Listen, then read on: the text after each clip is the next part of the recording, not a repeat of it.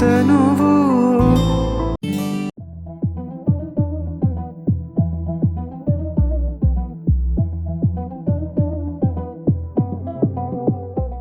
ನಮಸ್ಕಾರ ಕರ್ನಾಟಕ, ನಾನು ನಿಮ್ಮ ವಿಜಯ್. ಹೆಂಗಿದ್ರೆ ಎಲ್ಲರೂ ಸಾಕಾಗಿದ್ರೆ ಅನ್ಕೊತಾ ಇದ್ದೀನಿ, ಸೂಪರ್ ಆಗಿದ್ರೆ ಅನ್ಕೊತಾ ಇದ್ದೀನಿ.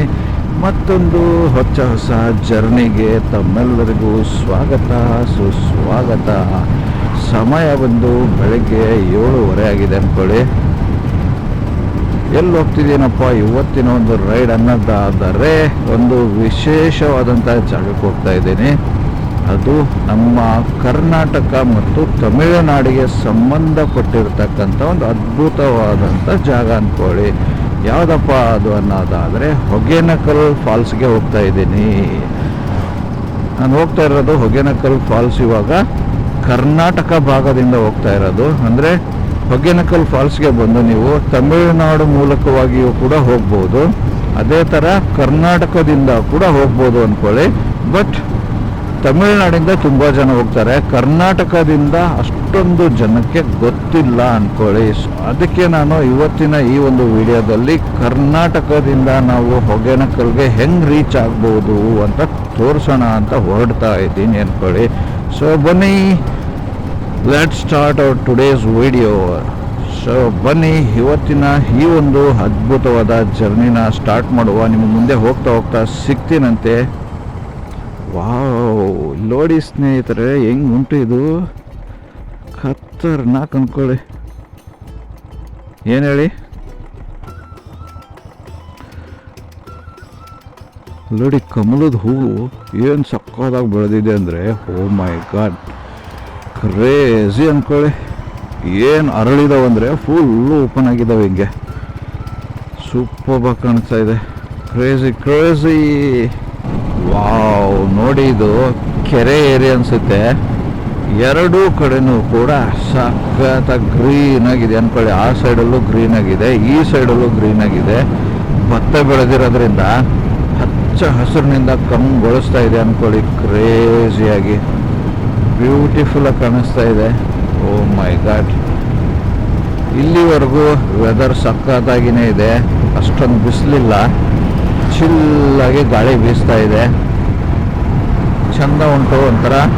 ಬಟ್ ಗೊತ್ತಿಲ್ಲ ಮುಂದೆ ಹೆಂಗೆ ಚೇಂಜ್ ಆಗ್ಬೋದು, ಯಾಕಂದರೆ ಮುಂದೆ ಎಲ್ಲ ಫಾರೆಸ್ಟ್ ಎಂಟ್ರಿ ಆಗ್ತೀನಿ ನಾನು. ಹೋಗ್ತಕ್ಕಂಥ ರೂಟ್ ಬಂದು ಕೊಳ್ಳೇಗಾಲದಿಂದ ಮಲೆ ಮಹದೇಶ್ವರ ಬೆಟ್ಟಕ್ಕೆ ಹೋಗೋ ರೋಡು, ಅಲ್ಲಿಂದ ಮತ್ತೆ ನಮ್ಗೆ ಇನ್ನೊಂದು ರೋಡ್ ಕನೆಕ್ಟ್ ಆಗುತ್ತೆ, ಆ ಥರ ಹೋಗ್ತಾ ಇರೋದು.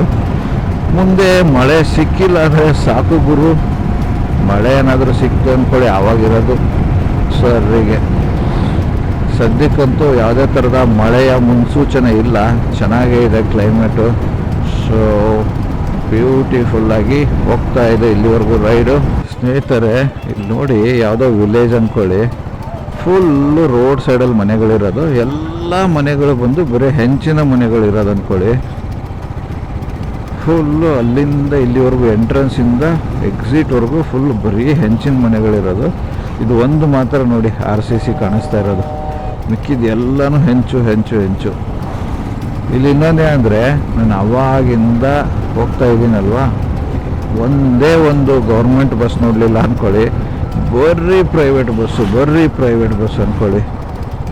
ಹೆವಿ ಪ್ರೈವೇಟ್ ಬಸ್ಗಳು, ಗೌರ್ಮೆಂಟ್ ಬಸ್ಗಳೇ ಓಡಾಡಲ್ಲ ಅನ್ನಿಸ್ತಾ ಇದೆ ಇಲ್ಲಿ, ಹಂಗಿದಾವೆ ಪ್ರೈವೇಟ್ ಬಸ್ಗಳು. ಯಪ್ಪ, ಕ್ಲೈಮೇಟ್ ಒಂಥರ ಚೆನ್ನಾಗಿದೆ ಅಂದ್ಕೊಳ್ಳಿ. ಫುಲ್ಲು ಗ್ರೀನಾಗಿದೆ, ಸಿಕ್ಕಾಬಡೆ ಮಳೆ ಬೇರೆ ಆಗ್ಬಿಡ್ತಲ್ಲ ಕಂಟಿನ್ಯೂಸ್ ಆಗಿ. ಸೊ ಹಂಗಾಗಿ ಸಖತ್ತಾಗಿನೇ ಕ್ರೇಜಿಯಾಗಿದೆ ಅಂದ್ಕೊಳ್ಳಿ ಒಂಥರ.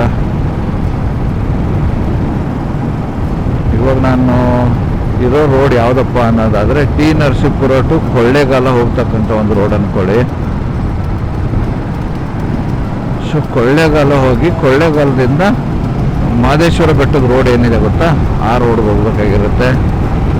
ಸಖತ್ತಾಗಿದೆ. ಎಲ್ಲೋಡಿ ಮುಂದೆ ಹೋಗ್ತಿದೆ ನೋಡಿ, ಇದೇ ಥರ ಬರೀ ಪ್ರೈವೇಟ್ ಬಸ್ಗಳು ಹಾವಳಿ ಅಂದ್ಕೊಳ್ಳಿದೆಲ್ಲ.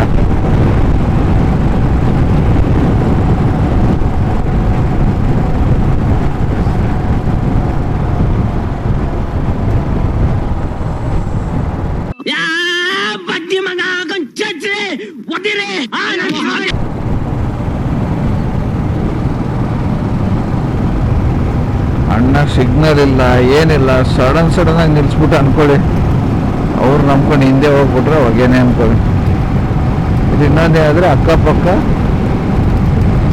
ಜಮೀನಲ್ಲೆಲ್ಲ ಒಂದು ಕಬ್ಬು ಬೆಳೆದಿದ್ದಾರೆ, ಇಲ್ಲ ಅಂದರೆ ಭತ್ತ ಬೆಳೆದಿದ್ದಾರೆ. ಇದು ಎರಡು ಬಿಟ್ಟು ಬೇರೆ ಏನಿಲ್ಲ ಅಂದ್ಕೊಳ್ಳಿ. ಅದು ಎರಡೂ ಸೇರ್ಕೊಂಡು ಸಕ್ಕದಾಗಿ ಕಾಣಿಸ್ತಾ ಇದೆ. ಗ್ರೀನ್ ಆಗಿದೆ ಅಲ್ವ, ಒಂಥರ ನೋಡೋಕ್ಕೆ ಮಸ್ತಾಗಿ ಕಾಣಿಸ್ತಾ ಉಂಟು ಅಂದ್ಕೊಳ್ಳಿ. ಸೂಪರ್ ಒಂಥರ ಗ್ರೀನ್ರಿ ಇದ್ರೆ ಹೆಂಗಪ್ಪ ಅನ್ನೋದಾದ್ರೆ ಒಂಥರ ಬ್ಯೂಟಿಫುಲ್ ಆಗಿರ್ತಕ್ಕಂಥ ವೈಬ್ ಕ್ರಿಯೇಟ್ ಮಾಡಿಕೊಡುತ್ತೆ ಗಾಡಿ ಓಡಿಸೋಕ್ಕೆ. ಚಿಂದಿಯಾಗಿರುತ್ತೆ ಗುರು.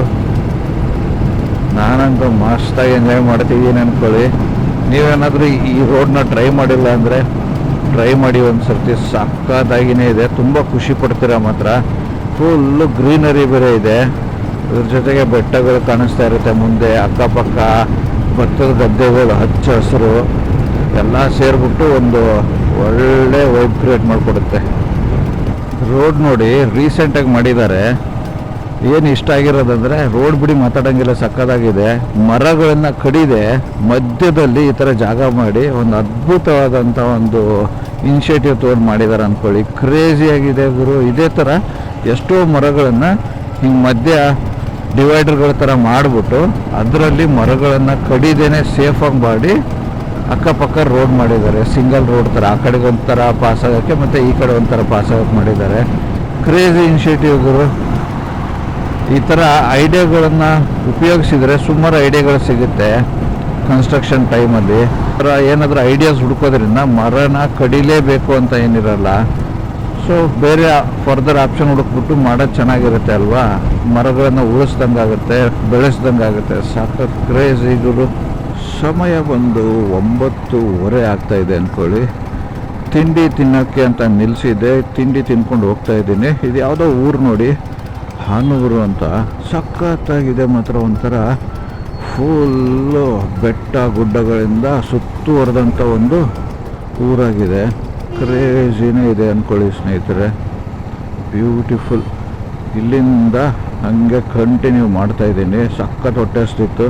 ಸೊ ನಿಲ್ಲಿಸ್ಬಿಟ್ಟು ಸರಿಯಾಗಿ ಬ್ಯಾಟಿಂಗ್ ಮಾಡಿಬಿಟ್ಟು ಮತ್ತೆ ಮುಂದೆ ಹೋಗ್ತಾ ಇದ್ದೀನಿ ಅಂದ್ಕೊಳ್ಳಿ. ಇವಾಗ ಇನ್ನೂ ಆಲ್ಮೋಸ್ಟ್ 100 ಕಿಲೋಮೀಟ್ರ್ ಬಾಕಿ ಇದೆ ಹೋಗೋದಕ್ಕೆ ಸ್ನೇಹಿತರೆ. ಇಲ್ಲಿಂದ ಫಾರೆಸ್ಟ್ ಸ್ಟಾರ್ಟ್ ಆಗುತ್ತೆ. ಸಖತ್ತಾಗಿದೆ ಅಂದ್ಕೊಳ್ಳಿ ಒಂಥರ. ಬಟ್ ಏನಂದರೆ ಬರೀ ಮುಳ್ಳಿನ ಗಿಡಗಳು ಬೆಳೆದಿದೆ ಆ ಕಡೆ ಈ ಕಡೆ ಎರಡು ಕಡೆಗೂ ಕೂಡ.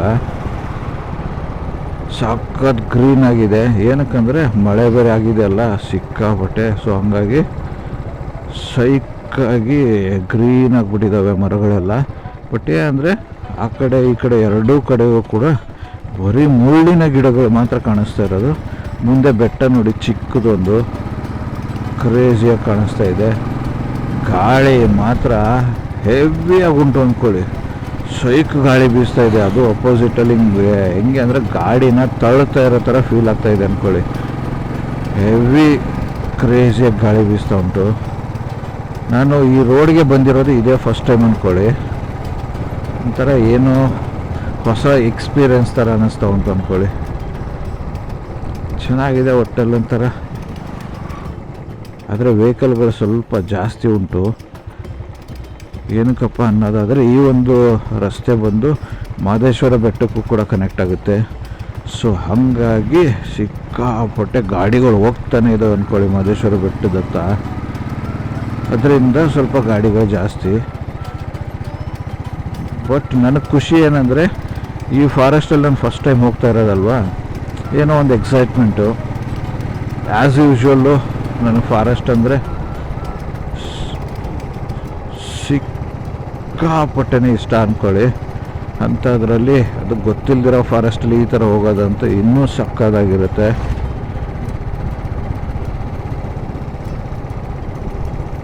ಯಾವುದೋ ದೇವಸ್ಥಾನ ಬೇರೆ ಉಂಟು. ಜೈ ಆಂಜನೇಯ.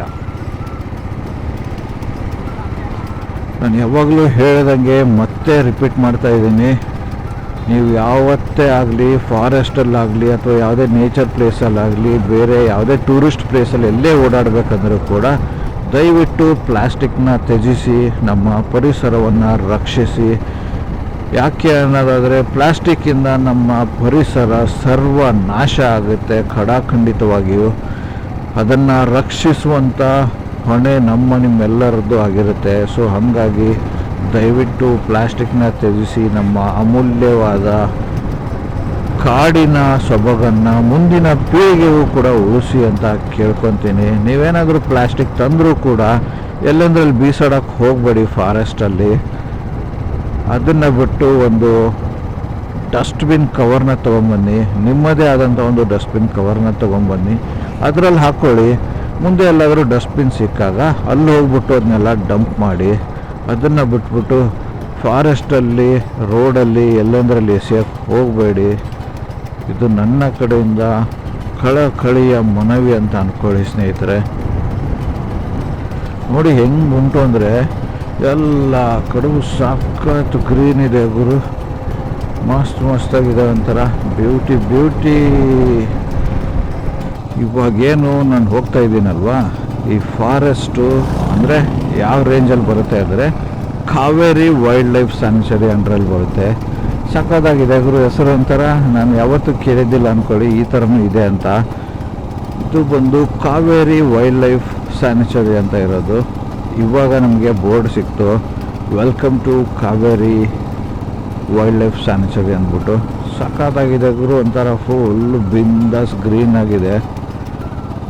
ವಾವ್, ಒಳ್ಳೆ ಬ್ಯೂಟಿ ಏನು ಗುರು ಇದು, ಸೈಕ್ ಅನ್ಕೊಳ್ಳಿ. ಮುಂದೆ ನೋಡಿ ಅಲ್ಲಿ, ಓ ಮೈ ಗುಡ್ನೆಸ್,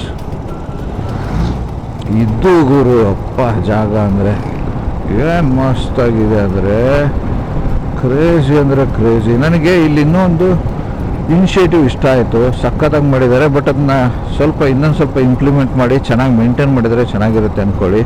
ಏನಪ್ಪ ಅದು ಅನ್ನೋದಾದರೆ ಮಧ್ಯ 1 ಕಿಲೋಮೀಟ್ರು 1.5 ಕಿಲೋಮೀಟ್ರ್ ಡಿಸ್ಟೆನ್ಸಲ್ಲಿ ಗ್ರೀನ್ ಇದು ಬರುತ್ತೆ ಗೊತ್ತಾ, ಬಟ್ಟೆ ಒಂಥರ ಶೆಡ್ ಥರ ಮಾಡೋಕ್ಕೆ ಅಂತ, ಆ ಥರದ ಬಟ್ಟೆ ಹಾಕ್ಬಿಟ್ಟು ಡಸ್ಟ್ಬಿನ್ಗಳ ಥರ ಮಾಡಿದ್ದಾರೆ ಅಂದ್ಕೊಳ್ಳಿ. ಅದೊಂಥರ ಒಳ್ಳೆ ಇನಿಷಿಯೇಟಿವು.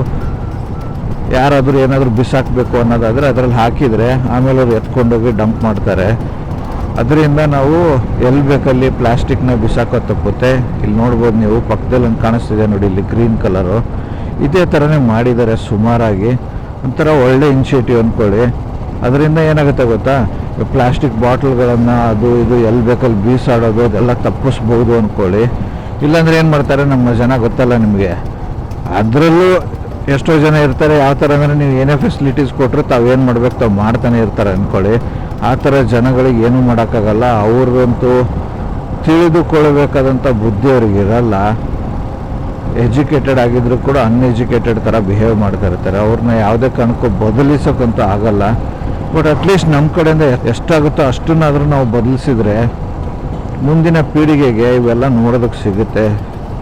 ಸೊ ಎಲ್ಲರೂ ಇದಕ್ಕೆ ಕೈ ಜೋಡಿಸಿ. ನೀವು ಯಾರಾದರೂ ಪ್ಲಾಸ್ಟಿಕ್ನ ಬಿಸಾಡ್ತಾ ಇದ್ದರೆ ಕಾಡಲ್ಲಿ ಅಥವಾ ಎಲ್ಲಾದರೂ ಒಂದು ಟೂರಿಸ್ಟ್ ಪ್ಲೇಸಲ್ಲಿ ಅವ್ರಿಗೆ ಹೇಳಿಬಿಟ್ಟು ಅವರಿಗೆ ಒಂದು ಹೇಳಿ ಬುದ್ಧಿವಾದನ ಹೇಳಿ, ಇಲ್ಲೆಲ್ಲ ಹಾಕಬೇಡಿ, ಡಸ್ಟ್ಬಿನಲ್ಲಿ ಹಾಕಿ ಅಂದ್ಕೊಂಡು.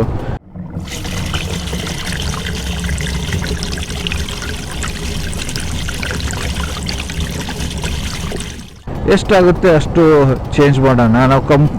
ನಾವು ಇಡೀ ದೇಶನ ಚೇಂಜ್ ಮಾಡ್ತೀವಿ ಅಂದರೆ ಯಾವುದೇ ಕಾರಣಕ್ಕೂ ಆಗಲ್ಲ. ನಾವು ಹೇಳೋದನ್ನ ಕೇಳಿ ಒಬ್ಬರು ಚೇಂಜ್ ಆದರೂ ಸಾಕಲ್ಲ. ಒಬ್ಬ ವ್ಯಕ್ತಿ ಯಾರಾದರೂ ಚೇಂಜ್ ಆದವರು ಇನ್ನೊಬ್ಬರನ್ನ ಚೇಂಜ್ ಮಾಡ್ತಾರಲ್ವ, ಅದೇ ಥರ ಅದನ್ನ ಪ್ರಾಸೆಸ್ ಕಂಟಿನ್ಯೂಷನಲ್ಲಿರುತ್ತೆ. ಸೊ ನೀವು ಯಾವುದೇ ಕಾರಣಕ್ಕೂ ಆ ಥರದ್ದು ಏನಾದ್ರು ನೋಡಿದರೆ ಸಪೋರ್ಟ್ ಮಾಡಬೇಡಿ, ಕ್ವಶನ್ ಮಾಡಿ ಅಂತ ಹೇಳೋಕ್ಕೆ ಇಷ್ಟಪಡ್ತೀನಿ. ಕ್ರೇಜಿಯಾಗಿದೆ ರೋಡು, ಅಲ್ಲಲ್ಲಿ ಮಧ್ಯೆ ಊರುಗಳು ಬರುತ್ತೆ.